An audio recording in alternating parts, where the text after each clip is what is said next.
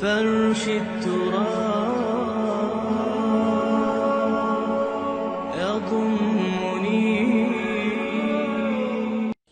میرا نام ہے محمد عمیر بیگ، میں ACMA کا اسٹوڈنٹ ہوں. میں نے آپ سے سوال پوچھنا تھا کہ پرسوں جو آپ نے جو لیکچر دیا تھا جمعے والے دن، اس میں یہ کہ اکثر آپ کی جتنی بھی تقاریر سنی ہیں اس میں اکثر آتا ہے کہ جیوز کا دنیا میں سر یہ ایجنڈا ہے، ہیکل سلیمانی تعمیر کرنا ہے، یہ کرنا ہے، یہ کرنا ہے، اور قیامت سے پہلے ان کی جڑ کاٹ دی جائے گی.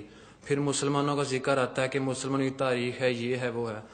اکثر سننے میں یہ نہیں آیا کہ اتنے اس دنیا میں جیوز کا معاملہ یہ ہے، مسلم کا یہ ہے، جو کرسچنز ہیں، جو ہندوازم ہے، یہ جو خدا کو نہیں مانتے، ان کا کوئی نہیں سننے میں آتا کہ یہ کیا ہے، کہ یہ کوئی پارٹیسپیشن ان کی نہیں ہے. صرف جیوز کا اور مسلمان کی سننے میں آتا ہے کہ جیوز نے عیسائیوں کا اپنے قبضے میں کیا ہوا ہے.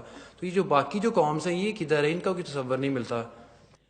آپ نے بہت صحیح بات کہی ہے. دیکھیے قرآن مجید نے ایک خاص علاقے کی تاریخ اور ایک خاص علاقے کے مذاہب ہی کا تذکرہ کیا ہے. پوری دنیا کی ہسٹری اس نے بیان نہیں کی ہے. چین کا ذکر، ہند کا ذکر نہیں ہے.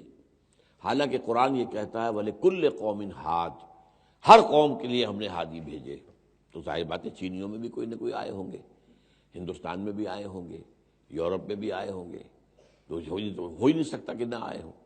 اور یہ بتایا گیا کہ نبی جو ہیں 1.25 لاکھ ہیں اور رسول 313 آئے. تو قرآن مجید میں تو میکسیمم 30 کا ذکر ہوگا، 28 29 30 اس سے زیادہ نہیں ہے.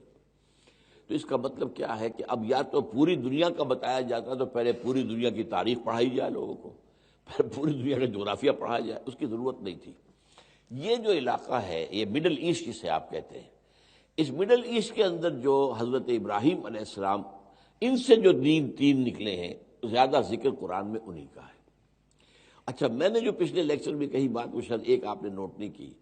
میں عیسائیت کو علیحدہ امت نہیں سمجھتا. عیسائی تو اسی امت کا جز ہے، اس لیے کہ حضرت مسیح جو ہے وہ سلسلہ بنی اسرائیل کے اندر شامل ہے. رسولاً الی بنی اسرائیل، بنی اسرائیل کی طرف رسول بنا کر بھیجے گئے. اب ویسے تو باپ ان کا کوئی نہیں ہے لیکن ماں تو تھی نا، وہ اسرائیلی تھی.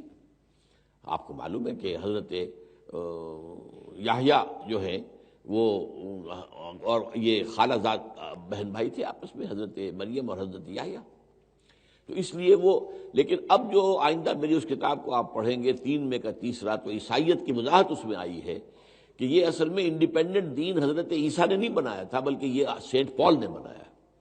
اور یہ در حقیقت اس کا کردار یہ ہے کہ یہودیوں کو بھی شدید ترین سزائیں ان کے ہاتھوں آئیں اور مسلمانوں کو بھی شدید ترین سزائیں انہی کے ہاتھوں آ رہی ہے. تو یہ در حقیقت ان کا کردار ہے. وہ ذرا آگے چل کر بحث میں آ جائے گا. لیکن یہ کہ اور آخری وقت جو ہے جس کا ذکر کیا گیا ہے، جس کا ابھی کتاب کے آخر میں آپ کو ذکر ملے گا، وہ یہ ہے کہ جب حضرت مسیح آئیں گے علیہ السلام تو عیسائیت ختم ہو جائے گی اور وہ اسلام کے اندر مدغم ہو جائے گی. یہ ایک دین ہو جائے گا، عیسائی اور اسلام. اور یہودیت ختم ہو جائے گی، ایک یہودی قتل ہو جائے گا. تو اس طریقے سے ان 3 کا تو یہ انجام ہوگا. اس کے بعد آتا ہے کہ پھر جو ہے یاجوج ماجوج حملہ آور ہوں گے. وہ معلوم ہوتا ہے کہ یہ نیشنز ہیں جن کا آپ ذکر کر رہے ہیں، یہ بعد میں آئیں گے. یہ پہلے سٹیج پر ان کا کوئی تعلق نہیں رہے گا. وہ پوری کنفرنٹیشن جو ہونی ہے وہ یہودی لیڈ کر رہے ہوں گے عیسائیوں کو اور ادھر سے مسلمان ہوں گے. Christians led by Jews and versus Muslims. یہ ہیں وہ جو ملاحم جو ہے وہ آنے والے ہیں جلدی.